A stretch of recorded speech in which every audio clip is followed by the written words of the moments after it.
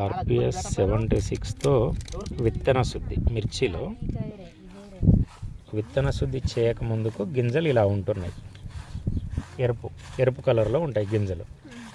ఎలుపు కలర్లో ఉన్న గింజల్ని బ్లాక్ కలర్ వచ్చేంత వరకు కలుపుకోవాలి. చూడండి రైతు కలుపుతున్న విధానం. మిర్చి అనేది ఏంటంటే చాలా సెన్సిటివ్ గింజలు. ఒక్కొక్క ప్యాకెట్ రైతులు 1000, 1200, 1500 తీసుకొచ్చి చేస్తూ ఉంటారు. కానీ జర్మినేషన్లో చాలా డిఫరెంట్ ఉంటూ ఉంటుంది. అంటే 60 నుంచి 70, 80% జర్మినేషన్ ఉంటుంది.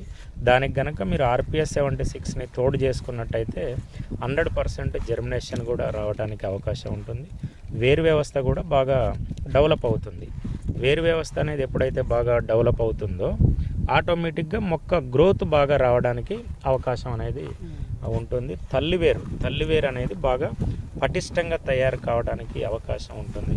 ఇప్పుడు మేము విత్తన శుద్ధి చేపిస్తున్నాము.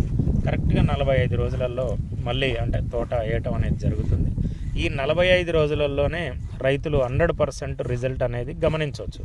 అందుకోసం ఏం చేస్తున్నాం, ఇక్కడ రైతు 60 ప్యాకెట్లు వేయటం జరుగుతుంది. ఇప్పుడు 10 ప్యాకెట్లకు మాత్రమే మనం కల్పిస్తున్నాం.